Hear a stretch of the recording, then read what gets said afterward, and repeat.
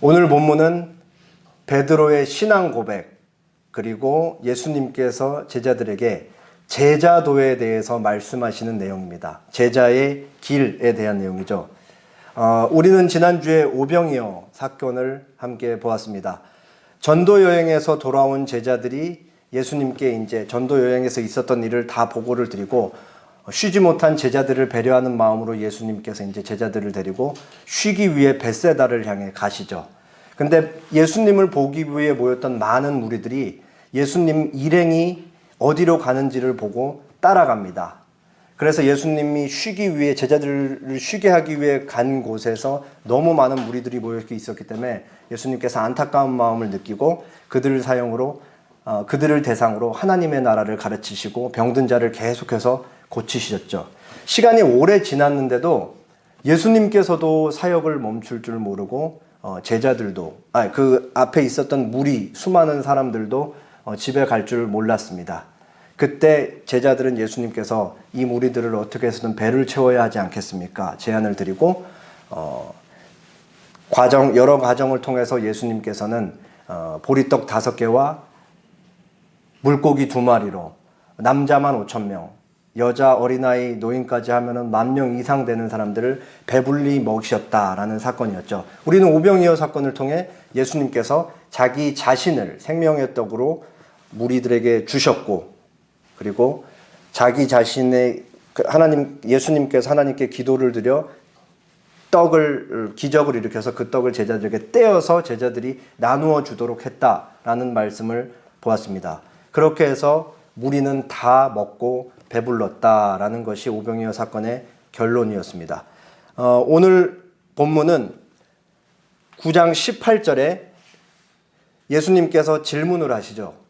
사람들이 나를 누구라고 하느냐? 19절에 제자들이 이러이러하게 대답하더이다. 그러니까 20절에 예수님이 다시 물어요. 그럼 너희는 나를 누구라고 하느냐? 그러니까 베드로가 대답을 하죠. 그리고 9장 21절, 22절에는 예수님께서 베드로의 대답을 들으시고 자신이 이제 고난을 받고 죽은 지 3일 만에 다시 살아나야 한다라는 것을 제자들에게 알리십니다. 그리고 9장 23절에서 26절은 이제 너희가 나의 제자면 이제 나를 이러이러한 모습으로 따라와야 된다라는 제자도에 대한 가르침을 주시죠. 핵심을 이루는 내용은 자기를 부인하고 자기 십자가를 지고 따라야 된다라는 내용입니다. 그리고 마지막 9장 27절은 결호로서 너희 중에 하나님 나라를 볼 자들도 있느니라 라는 말로 그렇게 끝이 납니다. 오늘 본문에 기록된 베드로의 신앙 고백과, 그리고 우리가 이제 다음 주에는 변화산 사건, 예수님께서 이제 베드로, 야고보, 요한을 데리고 산에 올라가서 변모되는 그 사건을 볼 건데, 이 2주 동안 연속되는 두 사건은 지금까지 줄곧 예수님을 따라다녔던 무수히 많은 사람들의 입에서 회자된 내용에 대한 직접적인 답입니다. 그 무수히 많은 사람들에게 끊임없이 예수님에 대해서 회자됐던 질문이 뭐였죠? 예수, 저 사람은 누구인가? 라는 질문이 계속 회자됐어요. 지금까지는 우리가 예수님께서 갈릴리 공생의 사역을 통해서 봤을 때는 그거에 대한 답을 예수님께서 기적, 병고침, 귀신을 쫓아내시고, 지난주 같은 경우 오병이어 기적, 이런 일들을 통해 간접적으로 드러내셨어요. 근데 이제 오늘 본문과 다음 주 본문은 이제 직접적으로 그 예수는 누구인가에 대한 답을 성경이 말을 하는 것입니다. 오늘 본문은 사람의 입, 특별히 예수님의 수제자 중에 한 분 이제 베드로의 입을 통해 예수가 누구인가라는 대답을 직접적으로 우리가 듣는 것이고, 다음 주는 하나님께서 직접 예수는 누구인가에 대해서 말씀하시는 장면입니다. 오늘 말씀을 통해서 우리는 그리스도인인 우리는 오늘 하루를 어떻게 살아야 되는지에 대해서 함께 생각해 보도록 하겠습니다. 성경 한 절 읽고 본문 말씀 살피도록 하겠습니다. 제가 아주 좋아하는 말씀이에요. 로마서 8장 18절 말씀입니다.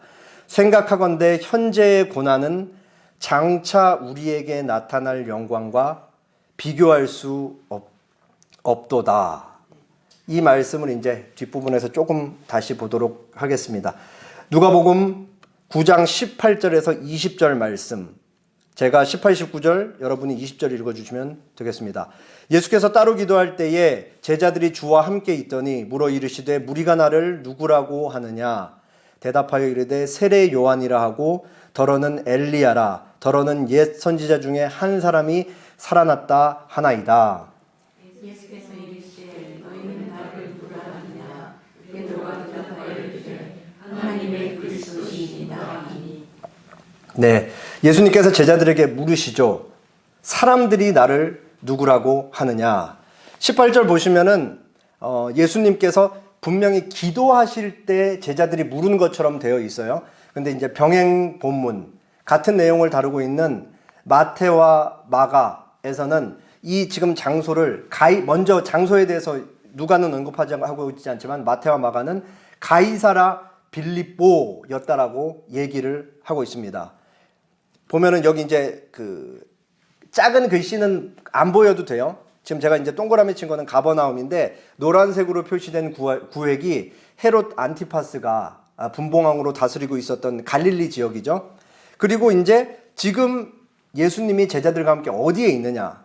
헤롯 빌립이 다스리고 있었던 저 회색 지역인 한참 북쪽에 있는 헐몬산 아래쪽에 있는 가이사랴 빌립보라는 지역에 있었습니다. 이 동일한 상황에서 마가는 예수님께서 길에서 제자들에게 사람들이 나를 누구라고 하느냐, 길에서 물었다라고 얘기를 하고 있어요. 이렇게 조합을 해보면은 예수님께서 기도를 하신 이후에 제자들과 함께 길을 갈 때 제자들에게 물으신 거죠. 사람들이 나를 누구라고 하느냐. 장소는 가이사랴 빌립보였습니다. 제자들이 대답합니다. 익숙한 대답이에요. 뭐라고 얘기하냐면 더러는 세례 요한, 더러는 엘리야, 더러는 옛 선지자 중에 한 사람이 살아났다 하나이다. 여기서 이 대답 우리가 이제 지금까지 여러 차례 살펴봤잖아요. 사람들의 반응에 대해서는 이 말씀, 당시 유대 백성들이 예수님에 대해서 어떻게 이해하고 있는지에 대해서 세례 요한, 엘리야, 옛 선지자 중에 한 사람이 살아났다라는 이 반응은 두 가지 차원에서 우리가 읽을 수 있어요. 긍정적인 차원과 부정적인 차원. 먼저 부정적인 차원에서 이 말씀을 읽으면, 먼저 긍정적인 차원에서 말씀을 드리면, 당시 유대 백성들은 예수님을 볼 때 어떤 식으로든 예수님을 하나님과 관련되어 있는 좋은 사람으로 생각했다라는 거예요. 예수님께서 하나님 나라를 전파하시고 구약 성경 말씀 가르치시고 병자 내쫓으시고 귀신 내쫓으는 이 사역들, 예수님의 행적들을 경험하고 본 사람들이 예수님을 보면서 저 사람은 분명 하나님과 관계되어 있는 사람은 확실해. 그리고 두 번째는 저 사람은 하나님이 보내신 선지자야, 혹은 세례 요한과 같은 사람이야, 혹은 구약 성경에 약속됐던 메시아가 오기 직전에 오기로 약속되어 있었던 엘리야야 라는 식으로 이제 이해를 했던 거예요. 이게 긍정적인 측면이죠. 근데 부정적인 측면도 있어요. 뭐냐면은 세례 요한, 옛 선지자 중에 한 사람, 엘리야, 다 유대 사회, 유대 역사 속에 훌륭한 사람들이에요. 유대 역사에서는. 다만 여전히 여기에 나와 있는 사람들의 반응에는 예수님을 선지자 혹은 하나님께서 보내신 사자, 즉 사람으로 이해했다라는 것이죠. 반면에 제자들의 이해는 이 일반 유대 백성들과는 조금 다릅니다. 그래서 이제 예수님께서 다시 물으시는 거예요. 사람들은 이렇게 대답합니다. 듣고 그러면 너희는 나를 누구라고 하느냐? 예수님이 제자들한테 물으시죠. 그러니까 베드로가 대답을 해요. 하나님의 그리스도이십니다. 마가복음 8장 29절에는 당신은 그리스도이십니다. 그리고 이제 우리가 제일 잘 아는, 우리에게 제일 잘 알려져 있는 유명한 베드로의 신앙 고백은 이제 마태복음에 기록된 마태복음 16장 16절에 당신은 그리스도시요 살아계신 하나님의 아들입니다 라고 그렇게 고백한 것이죠. 베드로의 이 신앙 고백은 12제자의 대표성을 가져요. 그러니까 베드로가 고백한 거지만 베드로 혼자 고백한 것이 아니고 12제자 다 같이 고백했다라고 보기죠. 아마도 가룟 유다는 빼야 될 것 같아요. 그럼 11제자가 다 같이 고백했다라고 해야겠죠. 방금 말씀드렸듯이 이 베드로의 신앙 고백, 제자들의 신앙 고백은 당대 유대 백성들의 신앙 고백과는 예수님에 대한 이해와는 분명히 다르죠. 제자들은 예수님을 메시아로 이해를 해요. 더 나아가서 하나님께서 보내신 메시아인 것임과 동시에 예수님을 어떻게 하냐? 사람 이상의 분, 하나님의 아들로 이해를 하고 있는 것입니다. 그렇기 때문에 제자들이 이해한 예수님은 메시아이고 하나님의 아들이다라는 것을 고백을 한 것이죠.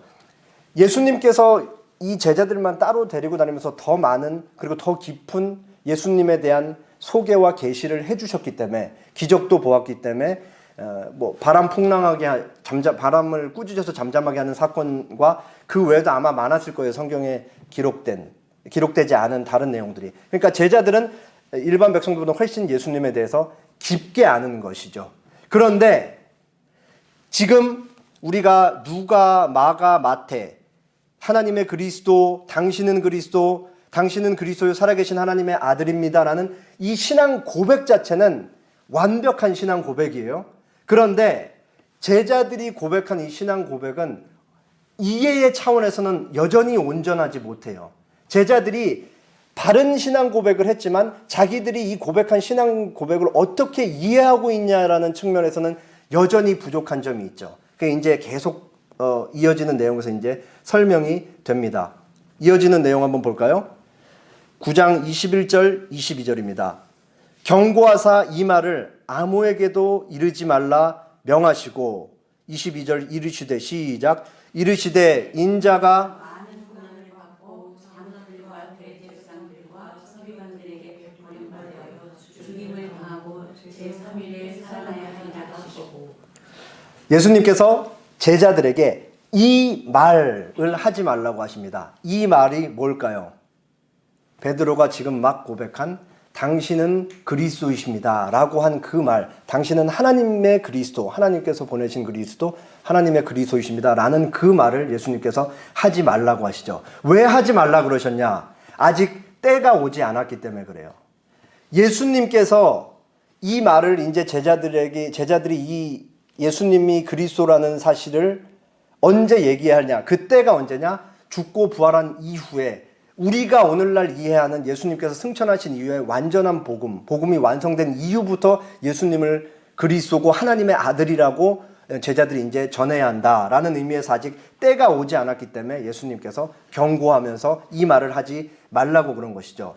왜 그러냐면 당시 우리가 잘 알듯이 유대 백성들이 자신들이 기다리고 있었던 메시아가 있었기 때문에 그래요. 어떤 메시아였죠? 정치 군사적으로 유대를 로마로부터 독립시켜주고 하나님의 나라, 자신들이 이해한 하나님의 통치가 이 땅에 온전히 구현될 다윗과 같은 강력한 군사 통치자를 기다렸던 거죠. 그러니까 유대 백성들 머릿속에 약한 메시아는 없는 거예요. 강한 메시아, 그리고 자기들과 온 세상을 휘어잡아 지금 로마의 폭군으로부터 자기들을 해방시켜줄 인간적으로 강한 메시아를 기다리고 있었던 거죠. 그런데 예수님은 어떤 메시아예요? 당시 일반 백성들이 다 메시아를 기다리고 있었어요. 그 대부분의 사람들이 다 메시아에 대한 사상이 있었다고요. 강한 메시아를 기다리고 있었는데 예수님은 어떤 메시아냐? 십자가에 못 박혀 죽으시는 약한 메시아인 거잖아요. 그게 하나님의 뜻인 거잖아요. 그리고 먼저 죽은 그 다음에 뭐가 있냐? 부활하시고 승천하신 다음에 다시 이제 심판하실 왕으로 오시는 건데 그 사이에 대한 이해가 없는 거예요, 사람들이. 그러니까 적지 않은 혼선이 빚어질까 봐 예수님이 때를 늦추면서 죽고 부활한 다음에 메시아로 전해야 된다라는 것을 가르치기 위해 이제 경고하시면서 제자들을 이렇게 말리시는 거죠. 말하지 말라고. 그러면서 예수님이 그 사실을 확실하게 못을 박으세요. 사람들의 기대가 잘못된 것이다. 그리고 사실 지금 온전한 신앙 고백을 했지만 너희 머릿속에도 여전히 일부분 잘못된 것을 다시 한번 들어라 라면서 예수님이 어떤 사명을 갖고 이 땅에 오셨는지를 말씀하시죠. 그게 뭐냐? 장로들과 대제사장들, 서기관들에게 버림받아 죽임을 당하고 제3일에 살아나리라 하시고, 여기서 장로들, 대제사장들, 서기관들은 당시 유대 사회 최고의 의결기구인 산헤드린 공회를 구성하는 세 집단이었어요. 그리고 이 그 유대 사회가 워낙 깐깐하기 때문에 로마 제국에서도 이 종교적으로는 심하게 거의 건드리지 않았다라고 봐도 과언이 아니고 정치적으로도 제법 독립적으로 이렇게 할 수 있게 되었거든요. 그 허락을 해줬었거든요. 그렇기 때문에 이 장로들, 제사장들, 서기관들, 최고 의결 기구인 산헤드린 공의회가 정치적으로 가지고 있는 힘은 막대하다라고 할 수 있죠. 예수님이 이 사람들에 의해서 이제 고발당하고 십자가에 못 박히시리다라는 것을 예수님이 제자들에게 알렸던 것이죠. 이제 이 말을 듣고 이렇게 되는 거예요. 베드로가 예수님 어딘가는 분명히 붙잡았을 거예요. 잡고 막 흔들면서 항변을 하는 거죠. 그럴 수 없습니다. 이 일이 결코 죽게 미치지 않겠습니다. 베드로가 지금 무슨 얘기하고 있는 거예요? 당신은 그리스도시요 살아계신 하나님의 아들입니다 라고 베드로가 고백하니까 예수님이 내가 죽고 3일 만에 부활하리라 얘기를 했더니 베드로가 막 예수님 잡으면서 안 된다 그러고 있는 거예요. 뭘 지금 말리면서 항변을 하고 있는 거예요, 베드로가? 그 일이 일어날 수 없다. 내 머릿속에 있는 메시아는, 당신은 메시아인데 내 머릿속에 있는 메시아는 약한 메시아일 수가 없는데 어떻게 당신이 죽으실 수가 있냐. 그런 일이 일어날 수 없다 라고 그렇게 막 항변을 하는 거죠. 그러니까 예수님께서 사탄아 내 뒤로 물러가라. 내가 하나님의 일을 생각하지 않고 도리어 사람의 일을 생각하는도다 라고 그렇게 이렇게 뿌리치면서 이제 얘기를 하신 것이죠. 아마도 그 자리에 있었던 제자들 모두 적지 않게 혼란스러웠을 거예요. 자신들이 생각하는 메시아, 그리고 예수님 보면서 그 메시아를 생각하고 있는데 이게 예수님이 죽는다는 말씀을 하시니까 혼란스러웠죠. 그리고 이제 예수님은 이어지는 내용에서 제자들이 걸어가야 할 길. 그러니까 다시 한번 간단하게 말씀드리면 제자들의 신앙 고백은 당시 일반 백성들이랑은 분명히 다른 질적 차이에서 그리고 내용에 있어서 예수님을 확실하게 고백했지만 그들과 여전히 공통점이 있었다라는 거예요. 그것은 뭐냐? 강한 메시아에 대한 생각을 여전히 머릿속에 버릴 수가 없는 거죠. 그러니까 예수님이 죽는다고 그런 반응을 보였던 것입니다. 그리고 이제 예수님은 제자들의 생각을 확실하게 교정하시기 위해서 물론 교정되지는 않았지만 이후에 뭐 엉뚱한 소리 또 계속 하는데 어쨌든 말씀을 하세요. 제자가 걸어가야 할 길은 어떠한 길이어야 하는지, 앞으로 너희가 나를 따라오기 위해 어떤 삶을 살아야 하는지 가르침을 주십니다. 또 무리에게 이르시되 9장 23절에서 26절이요. 아무든지 나를 따라오려거든 자기를 부인하고 날마다 제 십자가를 지고 나를 따를 것이니라. 누구든지 제 목숨을 구원하고자 하면 잃을 것이요 누구든지 나를 위하여 제 목숨을 잃으면 구원하리라. 사람이 만일 온 천하를 얻고도 자기를 잃든지 빼앗기든지 하면 무엇이 유익하리요. 26절 누구든지 시작. 누구든지 나와 내 말을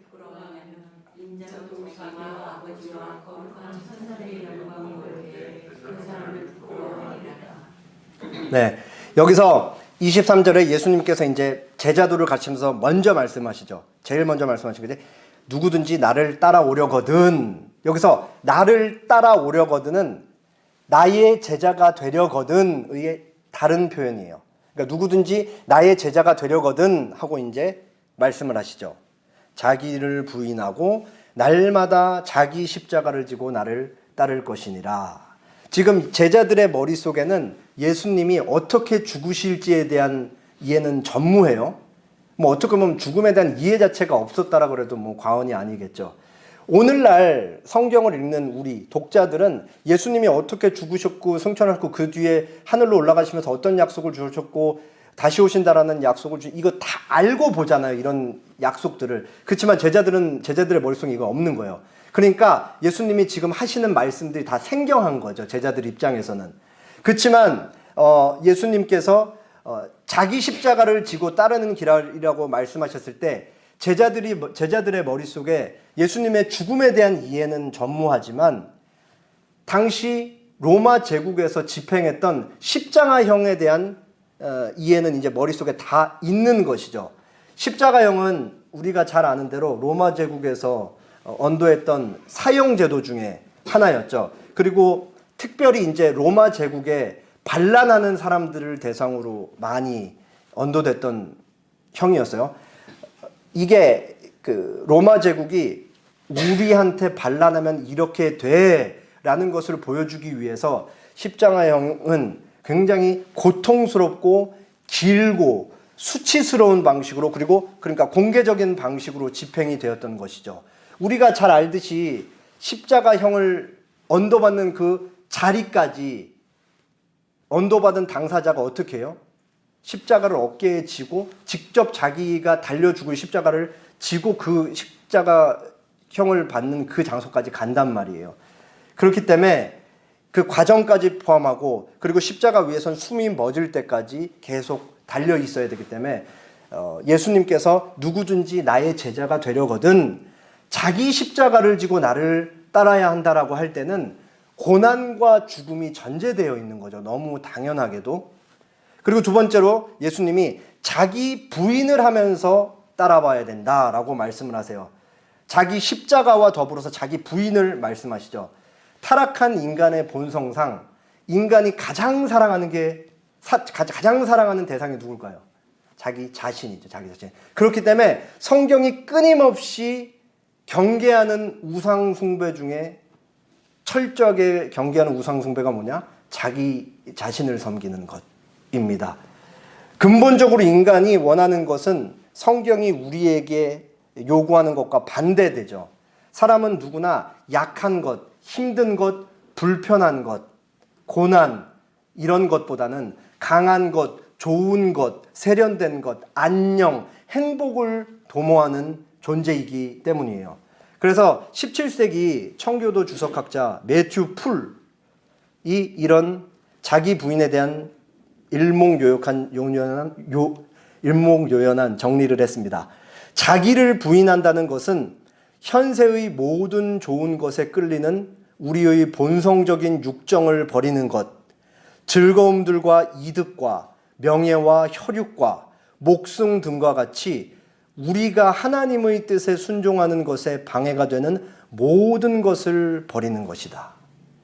그러니까 하나님의 뜻에 반대되는 모든 것을 버리는 것이 곧 자기를 부인하는 것, 자기를 부인하며 예수님의 십자가 길을 따라 걷는 제자의 길이라고 그렇게 얘기를 하는 것이죠. 계속해서 본성상 올라오는 그 우리의 죄된 욕망을 거스르면서 주님께서 걸어가신 그 길을 따라가는 것이다 라고 얘기를 하는 것입니다. 예수님께서 제자들에게 가르치셨던 자기를 부인하고 자기 십자가를 지고 예수님 따르는 길은 신자가 억지로 지면서 따라가는 길이 아니에요. 굉장히 중요한 게 자발적인 것이다. 내가 스스로 원해서, 내가 죄를 짓고 하나님께 징계를 받는 차원에서 고난을 당하는 게 아니고, 나는 주님 당신을 사랑하기 때문에 당신이 가셨던 그 길을 나도 동일하게 가겠습니다라고 자발적으로 가는 것이 굉장히 중요하다라는 것이에요. 누가복음에서 이제 이어지는 내용에서 누가복음이 마태, 마가복음과 구별되는 특징이기도 한데, 이제 이후에 어떻게 신자가, 제자가 자기 부인을 하면서 사는지 다양하게 소개를 해요. 돈은 어떻게 사용해야 되는지, 이웃은 누구인지, 주변 사람들과의 관계 속에서 하루를 어떻게 살아야 되는지 라는 것을 굉장히 자세하게 이제 얘기할 거예요. 이후에 이제 가르쳐진 내용에서. 예수님께서는 중요한 부사 하나, 누구든지 나의 제자가 되려거든 자기를 부인하고 자기 십자가를 지고 따라야 한다라고 하면서 중요한 부사 하나를 덧붙이시죠.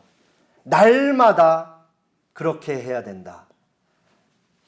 자기를 부인하고 예수님을 쫓는데 날마다, 그러니까 자기를 부인하고 자기 십자가를 지는 것이 완전히 자신의 삶의 일부가 되어서, 삶의 전부가 되어서, 일부가 아니라 삶의 습관이 되고 행동 규칙이 되고 내 삶을 작동하는 원리가 되어서 그렇게 예수님을 쫓아야 된다.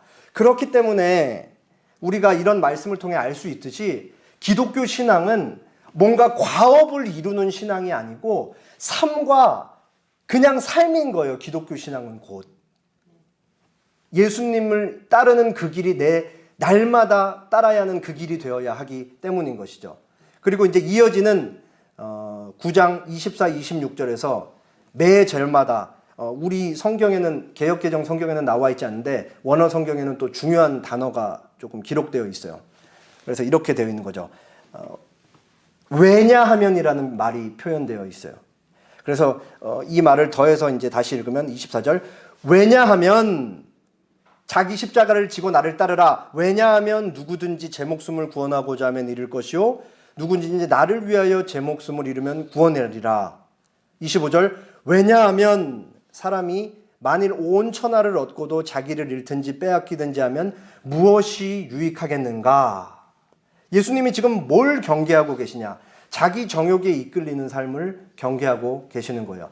자기를 부인하지 않는 삶, 인간 본성, 죄된 본성에 이끌려 사는 삶, 이 세상이 전부인 것처럼 이 세상에서 눈에 보이는 것들에만 집착하는 삶, 자기 자신의 유익만을 위해서 그것을 추구하고 최고의 가치로 여기는 삶, 그것만을 쫓는 삶을 예수님께서 경계하고 계신 것이죠. 방금 매튜 풀이 잘 설명했듯이 그것이 전부인 줄 알고 사는 삶의 결국은 무엇이냐? 파멸이다 라고 그렇게 예수님이 말씀하고 계신 것입니다.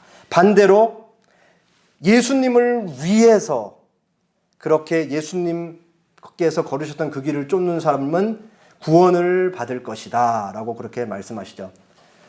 혹시라도 오해하시지 않는 건 알지만 다시 말씀드리면 그러한 삶을 살아야만 구원을 받는다가 아니고 예수님을 믿고 바른 신앙 고백을 한 사람은 반드시 그런 삶을 쫓아갈 수밖에 없다는 의미에서 그런 삶을 사는 사람은 구원받을 것이다 라는 의미인 거예요.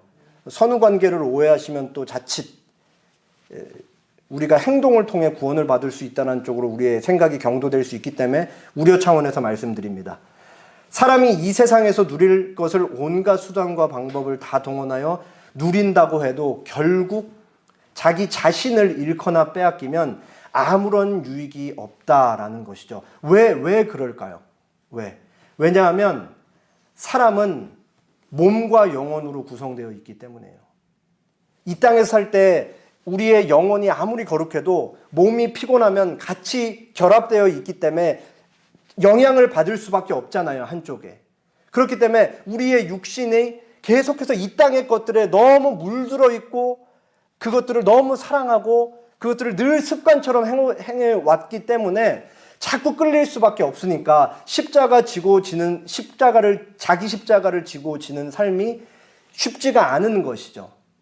그럼 그렇게 부단히 싸워갈 때 우리가 구원을 받게 되신 것인데 이 땅의 것을 추구할 때 우리는 결국은 파멸하게 될 것이다. 왜 그러냐? 우리는 몸과 영혼으로 구성된 존재이기 때문이다. 고대 이집트 왕들이 아무리 자신의 시체를 썩지 않기 위해서 약초를 치고 적정 온도에다가 시체를 두고 주변에 뭘 막 감쌌다고 할지라도 결국은 썩어 부패해서 고약한 냄새만을 풍길 뿐이에요. 우리의 몸은 이 땅에서 살다 죽으면 그저 흙으로 돌아가는 아무것도 아닌 것이지만 우리의 영혼은 어떻게 돼요? 이 땅에서 살다가 사후세계까지 연결이 되어 있거든요. 우리의 영혼이. 그 사후세계에서는 더 이상 다시 기회는 주어지지 않고 두 번의 기회가 없고 오직 기회는 이 땅에서 한 번밖에 없는데 이 땅에서 오늘 내가 어떻게 살았느냐에 따라서 예수님을 쫓아가는 그 길을 살았냐 아니면 이 땅에 눈에 보이는 것만 쫓으면서 살았냐에 따라서 내 사후세계, 내 영혼이 나 자신이 어떻게 되는지가 결정이 난다라는 것에 대해서 그렇게 말씀을 하고 계신 것입니다. 26절 왜냐하면 누구든지 나와 내 말을 부끄러워하면 인자도 자기와 아버지와 거룩한 천사들의 영광으로 올 때에 그 사람을 부끄러워하리라. 여기서 예수님을 부끄러워한다. 그리고 예수님의 말을 부끄러워한다라는 것은 어떤 의미냐면 예수님의 존재와 예수님에 대한 가르침을 거부한다. 공개적으로 거부한다라는 의미예요. 뭐 막 이렇게 부끄러워한다라기보다 나는 그것을 예수님에 대한 신앙 고백하는 것을 나는 거부하고 예수님의 가르침을 받는 것을 거부하겠다라는 것이죠. 그와 같은 삶, 예수님의 존재와 예수님의 가르침을 거부하는 사람들의 삶의 결국 어떻게 되냐? 예수님께서 아버지와 거룩한 천사들과 영광으로 올 때에 그 사람을 거부하리라. 너 누군지 난 모르겠다라고 그렇게 말씀한다라는 것이죠. 너무 당연한 사실이죠. 이 땅에서 내가 예수님을 모르고 거부하면서 살았는데 예수님께서 다시 오실 때 내가 너를 안다라고 그렇게 그의 삶을 받아주시면서 긍정할 리가 만무하기 때문입니다. 정리하는 차원에서 4세기 교부였던 히에로니무스, 교회사에서 엄청 중요한 인물이에요. 알아두시면 좋습니다. 영어로는 제롬이라고 그러는데 당시에 이제 그 히브리어로 기록된 구약 성경을 헬라어로 번역한 72년과 그리고 헬라어 신약 성경, 원어로 기록된 신약 성경을 다 라틴어로 번역해서 불가타역을 번역한 아주 교회사에선 중요한 인물이에요. 히에로니무스. 히에로니무스가 오늘 본문 자기 십자가 제자도의 길을 얘기하면서 이렇게 얘기를 합니다.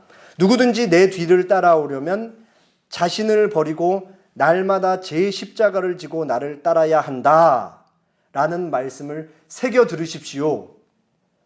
이것은 내 영혼이 너희를 위하여 그러했듯이 너희 영혼이 십자가를 질 준비가 되어 있지 않으면 너희는 나의 제자가 될 수 없다라는 뜻입니다. 그러니까 한 가지는 확실한 거예요. 그리스도인의 삶, 제자의 삶이란 간단하지 않고 복잡하며 단순하지 않고 무겁고 엄중하다라는 사실을 우리가 알 수 있는 것이죠. 왜 그러냐? 나 한 사람의 삶은 나로 끝나는 것이 아니고 내가 지금 발을 딛고 서 있는 지금 이곳 예배당, 우리 지금 여기 앞에 있는 서로에게 직간접적인 영향을 계속 주면서 한 일주일에 한 번씩 보고 있는 거예요. 회사에 나가도 마찬가지고 어떤 모임에 나가도 계속해서 누군가는 나를 보면서 계속 우리는 직간접적인 영향을 주고 또 누군가로부터 받으면서 살고 있는 사회적인 동물이기 때문에 나의 삶이 예수 그리스도의 제자의 삶으로서 하루하루를 살아가는 것은 누군가에게 반드시 예수님에 대해 드러내고 혹은 예수님을 감추기도 한다라는 의미에서 아주 엄중하다라는 것을 이제 고대 시대 사람들은 아주 그렇게 이제 성경을 받아들이면서 읽었던 것이죠. 마지막 9장 27절 오늘 본문의 결론을 같이 보도록 하겠습니다. 시작. 내가 참으로 너희에게 이르노니 여기 서 있는 사람 중에 죽기 전에 하나님의 나라를 볼 자들도 있느니라. 여기서 예수님께서 말씀하시는 하나님의 나라는 종말론적으로 완성된 그때를 새하늘과 새 땅을 임하는 게 아니에요. 이제 이후에 예수님께서 부활 승천하시고 다시 오겠다 하면서 예수님께서 하셨던 그 일을 그대로 제자들에게 교회에게 사명으로 주시죠. 이제 제자들을 통해서 예수님에 대한 복음과 하나님의 나라가 편만하게 확장되어 가면서 눈으로 보여질 것이다 라는 의미에서 하나님의 나라를 볼 자들도 있느니라 라고 그렇게 말씀을 하셨던 것이죠. 볼 자가 하나님의 나라를 볼 수 없는 자들도 그 자리에 있었죠. 누구예요? 가룟 유다가 있었던 것이죠. 그런 의미에서 너희 지금 내 자리에 있는 사람들 중에 하나님의 나라를 살아있을 때 볼 자들도 있느니라 라고 그렇게 얘기를 하셨던 것입니다. 설교를 시작할 때 개요에 대해서 조금 이렇게 잘라서 말씀을 드리는데 조금 덩어리로 다시 한번 소개를 드릴게요. 9장 18절에서 20절 베드로의 신앙 고백, 현대 독자들에게 모든 오고 오는 독자들의 모든 그리스도인들의 신앙 고백이라고 할 수 있죠. 9장 21절에서 22절 예수님의 순환 및 부활 예고, 여기서 얘기하는 것은 무엇이냐? 고난 다음에 부활, 영광이 있다. 23절에서 27절 제자들의 길에서도 동일하게 얘기를 하는 거예요. 고난, 자기 십자가, 그 이후에 영광, 예수님의 재림이 있다. 구조를 통해서 보면 오늘 본문이 얘기하는 바는 매우 명확하게 정리될 수가 있죠. 예수님을 당신은 그리스도시요 하나님의 아들이시고 나의 주님입니다라고 고백하는 사람들의 삶에는 예수님을 쫓는 십자가의 삶을 살아야 하는 것인데, 그 삶은 고난이 먼저이고 후에 예수님과 더불어 하나님과 삼위 하나님과 더불어 영원히 살 것인 영광의 나라가 예비되어 있다라는 것이 오늘 본문의 핵심인 것입니다. 오늘은 이 사진을 이제 이후에 보여줄 그림 때문에 일부러 보여드린 거예요. 제가 아주 좋아하는 스위스 쥐리 종교개혁자이자 루터와 더불어서 이제 양대 산맥이라 불렸던 종교개혁 1세대인데 저희 교회 3대 지향점 저기 걸려 있는 것 중에 첫 번째가 이 쯔빙글리가 한 말이에요. 근데 이제 쯔빙글리가 생각한 개신교 목사, 로마 카톨릭부터 개혁을 해서 나왔기 때문에 개신교 목사는 이러이러해야 된다라는 것을 성경을 근거로 해서 이제 저술을 했어요. 그래서 그 책 제목을 이제 목자라는 걸로 했는데 그 중에 이제 너무 많은 내용인데 제가 이제 몇 군데만 발췌를 해왔는데 쯔빙글리가 생각한 예수님을 닮아가는 목사의 상은 무엇인가 이렇게 얘기를 했어요. 목자, 그 번역된 말은 그러니까 목자라고 돼 있어요. 목사는 말로 가르치는 것을 행동으로 실천하는 사람이다.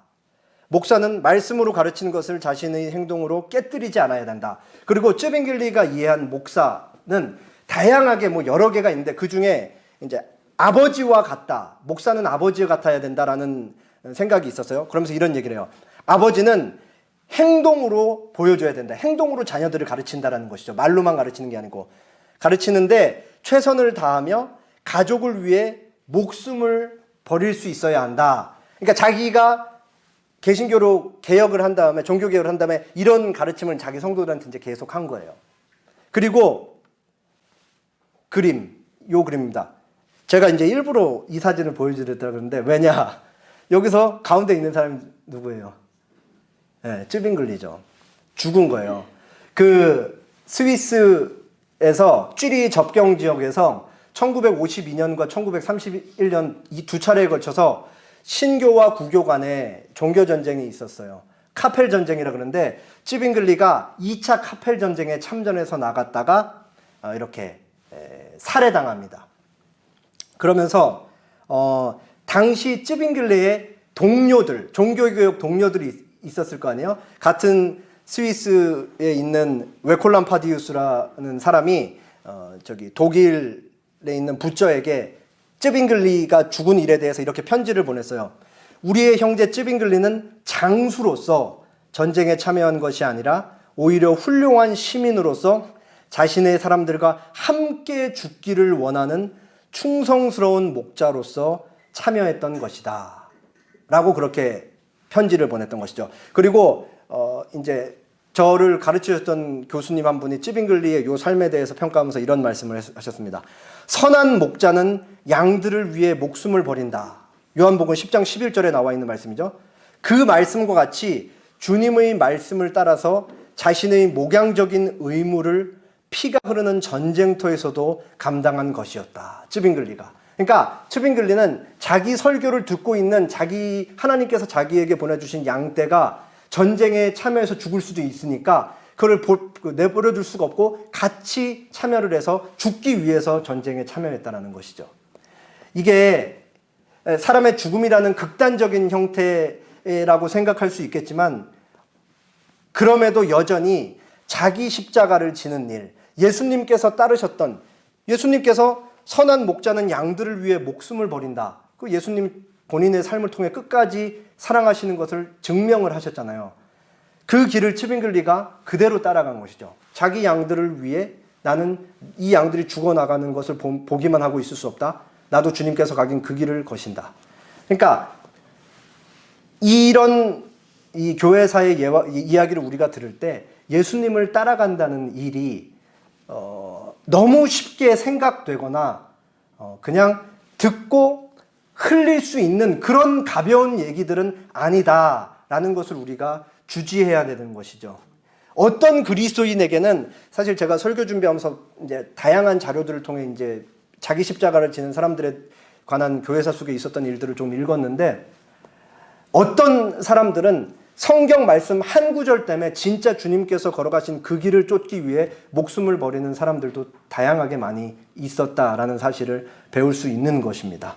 다시 이제 설교 시작할 때 읽었던 말씀 로마서 8장 18절인데 그 앞절 말씀에 또 이런 말씀이 있어요. 로마서 8장 17절 18절 자녀이면 또한 상속자 곧 하나님의 상속자요 그리스도와 함께한 상속자니 우리가 그와 함께 영광을 받기 위하여 고난도 함께 받아야 할 것이니라.